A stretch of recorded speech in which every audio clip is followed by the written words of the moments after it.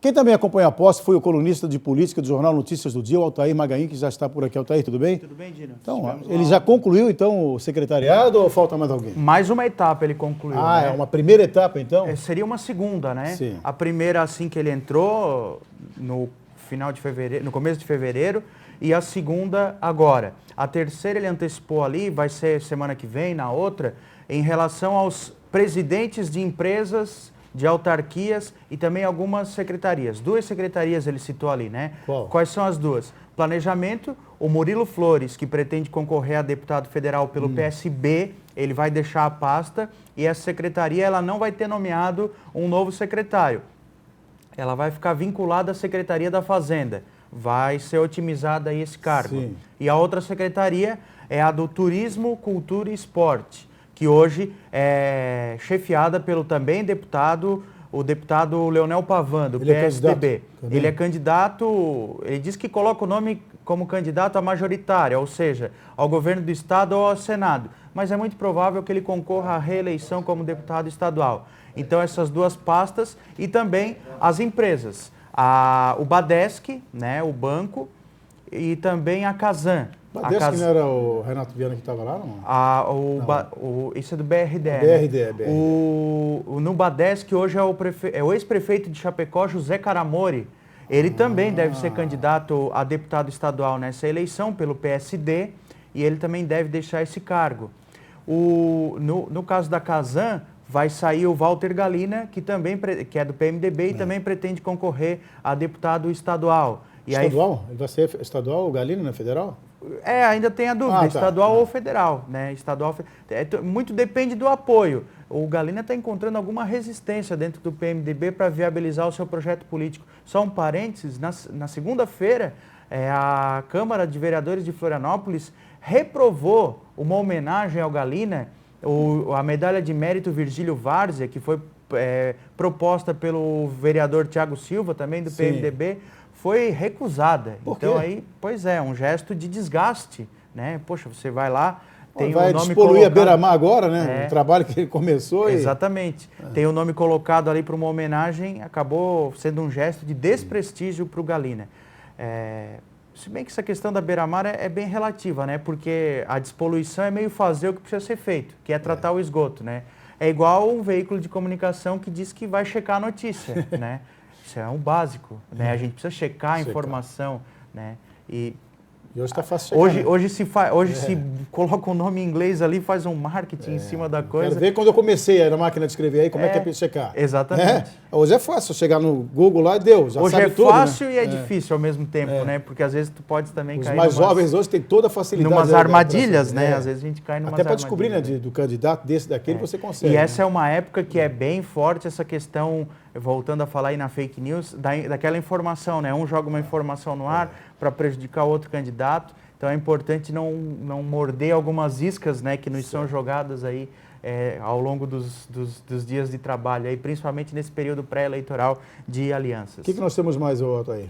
Então, depois dessa reunião da posse dos secretários ontem lá no Teatro Pedro Ivo, o governador Eduardo Moreira, ele cancelou a agenda e foi para uma reunião convocada pela Secretaria da Fazenda para discutir detalhes de uma carta-consulta que ele deve apresentar na semana que vem para o BNDES. A gente já comentou aqui no programa algumas vezes sobre aquele crédito que o Estado tem de 723 milhões de reais para a tomada de empréstimo junto ao BNDES. A ideia do governador Raimundo Colombo era usar boa parte desse valor, não todo, mas boa parte, para o Fundam 2, o Fundo de Apoio aos Municípios. Os prefeitos estavam numa expectativa muito grande por esse dinheiro, mas não deve viabilizar. Não vai vir dinheiro para as prefeituras, então? Talvez num segundo momento. Por quê? Porque o BNDES está impondo algumas dificuldades para a liberação desse dinheiro nos moldes como foi feito lá no Fundam 1, que foi em 2015, se eu não estou enganado. O BNDES está emprestando dinheiro para grandes projetos. Vai construir uma ponte que vai resolver o problema da mobilidade em Florianópolis. Aí bota dinheiro.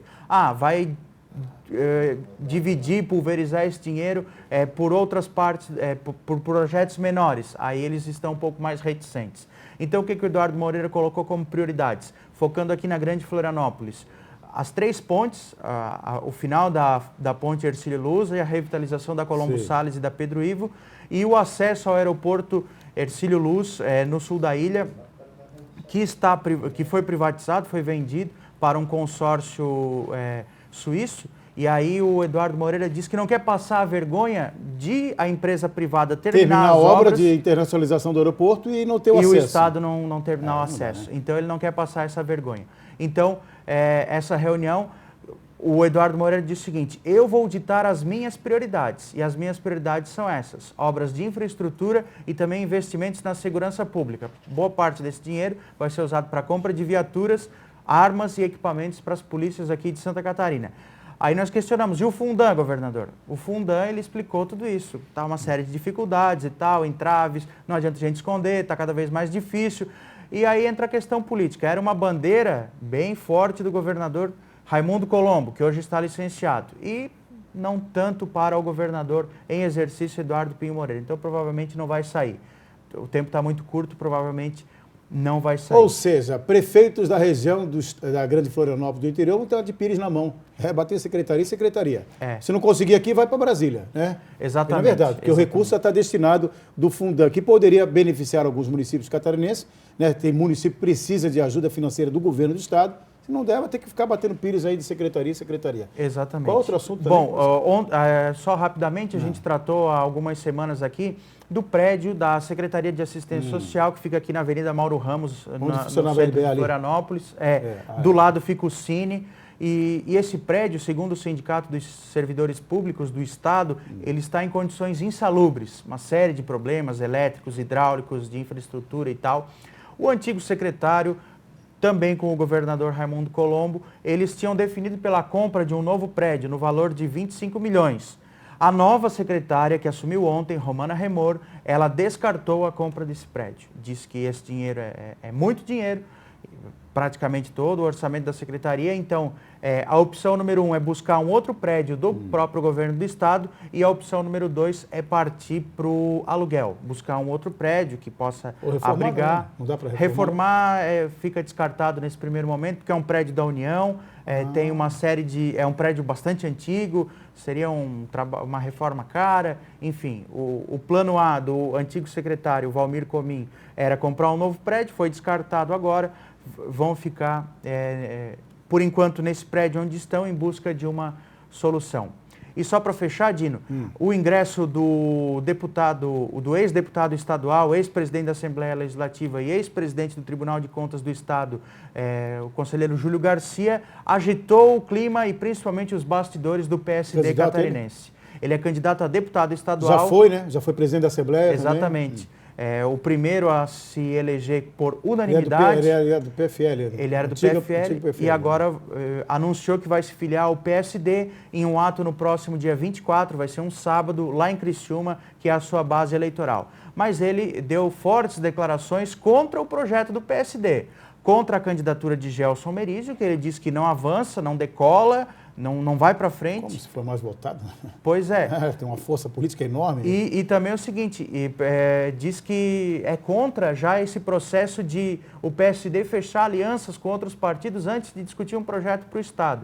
O PSD já anunciou uma coligação de 10 partidos, né, pelo menos em conversação avançada, principalmente o PP e o PSB.